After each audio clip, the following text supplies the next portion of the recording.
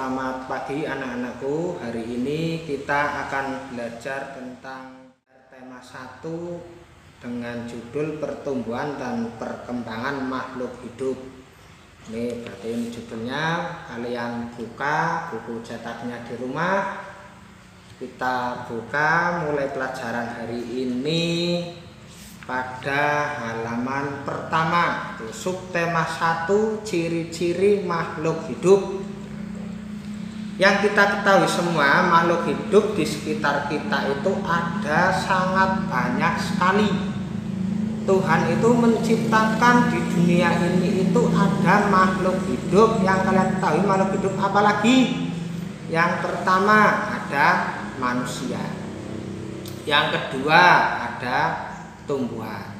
Yang ketiga itu ada hewan. Nah, dari 3 makhluk hidup tersebut hidup saling berdampingan antara satu dan yang lainnya, dan juga saling membutuhkan satu sama lainnya. Manusia tidak bisa hidup tanpa ada tumbuhan. Contohnya, kenapa manusia tidak bisa hidup tanpa tumbuhan? Yang kalian makan setiap hari, makannya apa? Nasi. Nasi itu dari apa? Dari padi. Padi termasuk apa itu? Tumbuhan. Banyak sekali di sekitar kita itu tanaman padi. Nah, tanaman padi tersebut, padi dari tumbuhan diolah menjadi yang namanya beras. Beras dimasak lalu menjadi nasi dan untuk kita makan setiap hari. Nah, anak-anakku, terus yang kedua, hewan. Tanpa hewan manusia bisa makan? Ya bisa, tapi apa kalian makan nasi saja? Kan tidak. Selain nasi apa? Lauk pauk, Pak Guru. Ya, lauk pauk. Lauk pauknya itu ada apa? Ada ikan. Terus ada apa lagi? Ayam. Terus apa lagi? Banyak sekali, kadang ada yang makannya sate. Itu dari kambing, sate kambing, sate sapi, sate kelinci. Nah, makhluk hidup juga menjadi sumber makanan manusia setiap harinya. Nah, terus tumbuhan. Tumbuhan tanpa ada manusia apa bisa hidup? Bisa, tapi hidupnya itu tidak bagus. Jika dibandingkan tumbuhan yang hidup dirawat oleh manusia dengan yang tidak dirawat oleh manusia, itu akan lebih baik tumbuh subur yang dirawat oleh manusia. Nah, makhluk hidup di sekitar kita tadi berarti sekitar kita itu selain manusia itu ada yang namanya tumbuhan dan hewan. Nah, setiap makhluk hidup itu mempunyai ciri-ciri masing-masing seperti pada judulnya ini, subtema 1, ciri-ciri makhluk hidup. Makhluk hidup mempunyai ciri-ciri apa lagi? Bernafas, ya bernafas. Bergerak, bergerak. Terus berkembang biak, tumbuh, membutuhkan makan, butuh minum, dan peka terhadap rangsangan. Nah, bergerak. Apakah tumbuhan bergerak? Ya, tumbuhan juga bergerak, tapi bergeraknya tidak berpindah-pindah tempat seperti hewan, seperti manusia itu tidak. Berpindahnya itu bagaimana? Ya, bergeraknya itu jika terkena angin, terkena hewan yang lain yang hinggap, terkena manusia, itu baru dinamakan tumbuhan yang bergerak.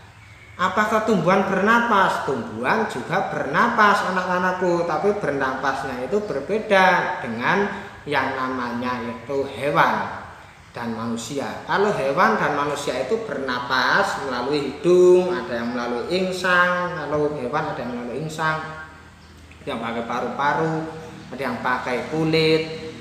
Nah, yang bernapas menggunakan itu semua berarti menghirupnya yang dibutuhkan oleh hewan dan manusia itu oksigen. Oksigen masuk ke dalam hidung, terus ke kerongkongan, lalu masuk ke paru-paru manusia. Itu oksigennya yang dibutuhkan oleh hewan dan oleh manusia, lalu dihembuskan lagi.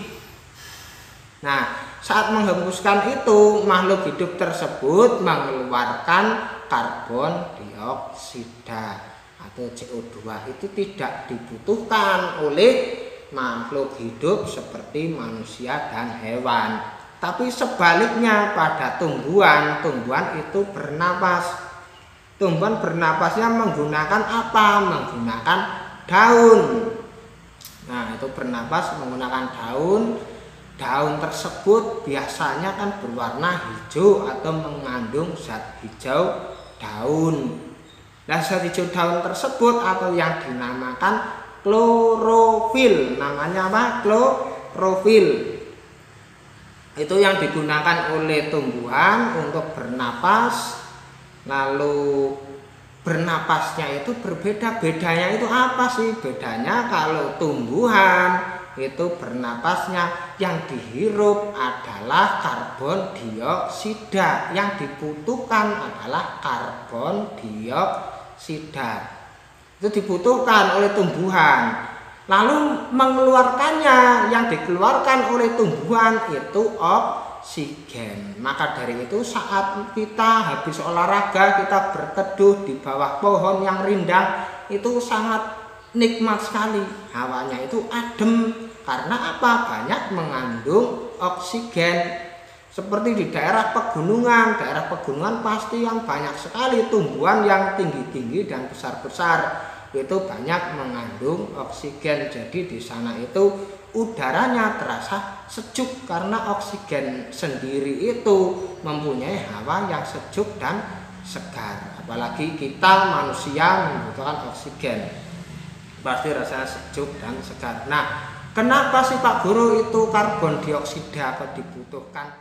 Kenapa dibutuhkan oleh tumbuhan? Untuk apa karbon dioksida? Karbon dioksida dimanfaatkan oleh tumbuhan itu untuk yang namanya pembakaran atau proses fotosintesis. Namanya itu proses fotosintesis. Nanti proses fotosintesis itu seperti apa? Nanti akan kalian pelajari itu di kelas 5, kelas 6. Bahkan mungkin kelas 4 sudah mulai diajarkan. Berarti kalian cukup tahu karbon dioksida pada tumbuhan itu digunakan untuk proses fotosintesis atau memasak makanan. Nah, hasilnya dari proses fotosintesis itu dinamakan oksigen. Nah, tadi bernapas berkembang. Apakah makhluk hidup berkembang? Ya berkembang seperti kalian dulu kelas 1 kecil sekali, sekarang sudah kelas 3 sudah besar-besar, sudah tinggi. Dari tadinya masuk sekolah itu usia 5 tahun atau 6 tahun, sekarang sudah kelas 3 berarti usianya sudah ada yang 8, ada yang 9, bahkan ada yang lebih jika kalian tidak pernah naik. Nah, itu berkembang. Yang tadinya kecil menjadi besar seperti tanaman juga. Tanaman atau pohon-pohon yang ada di sekitar kita yang tadinya kecil-kecil, jika kita rawat setiap hari, kita sirami, kita kasih pupuk, juga lama-kelamaan akan semakin besar. Nah, terus berikutnya kalau hewan, apakah hewan juga berkembang? Ya berkembang, sama yang tadinya kecil menjadi besar sekali berkembang itu. Nah, berkembang biak juga. Berkembang biak itu artinya apa sih? Berkembang biak itu artinya yang dari tadinya 1 menjadi 2. Seperti kalian di rumah memelihara ayam, tadinya ayamnya hanya ada 2. Yang satu ayam jantan, yang satu ayam betina. Lama-kelamaan ayamnya bertelur 8, akhirnya menjadi anak ayam 8, telurnya menetas semua. Nah, ayamnya berarti sekarang jadi berapa? Tadinya 2 ditambah anaknya 8 ada 10. Betul, itu ada 10. Itu dinamakan berkembang biak. Nah, tumbuh tadi hampir sama seperti berkembang, yang tadinya kecil menjadi besar. Terus makhluk hidup membutuhkan makan. Makhluk hidup juga membutuhkan makan. Kalau tidak makan, ya pasti akan sakit, perutnya sakit, lama-kelamaan akan apa? Iya, lama-kelamaan akan mati, bisa mati. Makhluk hidup kalau tidak makan bisa mati. Kalau kalian makannya apa? Nasi, lauknya apa? Tempe, tahu, sayur mayur, ikan, dan lain-lain. Nah, kalau tumbuhan makannya apa? Air, cukup dikasih air yang banyak dan dikasih pupuk. Pupuk itu berarti ada pupuk kandang. Pupuk kandang itu dari apa? Dari kotoran hewan ternak. Atau pupuk kompos. Pupuk kompos itu dari apa? Dari sisa-sisa tumbuhan yang sudah membusuk.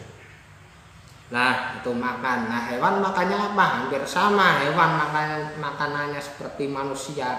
Tapi kebanyakan kalau hewan itu cukup dikasih makan sisa-sisa dari manusia. Oke, anak-anakku, itu tadi ciri-ciri dari makhluk hidup yang ada di sekitar kita. Ada lagi satu, ini ciri-cirinya, peka terhadap rangsang. Apa itu peka terhadap rangsang? Peka terhadap rangsang itu contohnya kalau misalkan ada itu yang namanya ayam yang sedang menggiring atau membawa anak-anaknya, itu biasanya kalau kita dekati itu bagaimana? Kalau kita dekati biasanya induknya ayam tersebut kan akan mengejar kita, berarti induknya ayam itu melindungi anak-anaknya. Dikiranya itu anak-anaknya itu mau kita ambil, mau kita apakan, jadi yang namanya induknya tersebut langsung kita dikejar oleh induk ayam tersebut supaya kita itu tidak mendekat kepada si anak ayam tersebut. Apakah tumbuhan juga peka terhadap rangsang? Iya, ada tumbuhan yang peka terhadap rangsang. Contohnya itu ada tumbuhan putri malu. Itu namanya putri malu yang apa itu daunnya itu jika kita sentuh itu akan menguncup sendiri. Mohon maaf ini karena Pak Guru belum persiapan mengajarnya pada hari ini, jadi bahan-bahannya itu tidak Pak Guru siapkan atau belum Pak Guru siapkan, tapi kalian nanti bisa cari sendiri di rumah. Itu yang namanya putri malu itu seperti apa, nanti coba kalian pegang daunnya itu disentuh. Nah, jika disentuh daunnya itu tersebut akan menguncup, itu namanya peka terhadap rangsang. Nah, seperti misalkan manusia apakah peka terhadap rangsang? Sangat peka sekali. Contohnya misalkan kalian cubit tangan kalian, terasa apa? Rasanya pasti sakit. Jika kalian nakal dijewer sama Pak Guru, rasanya telinganya bagaimana? Panas, sakit Pak Guru. Nah, itu termasuk salah satu ciri-ciri makhluk hidup yang peka terhadap rangsang. Oke anak-anakku, ini ciri-ciri makhluk hidup pelajaran pertama tema 1 subtema 1. Kita lanjut ke halaman berikutnya.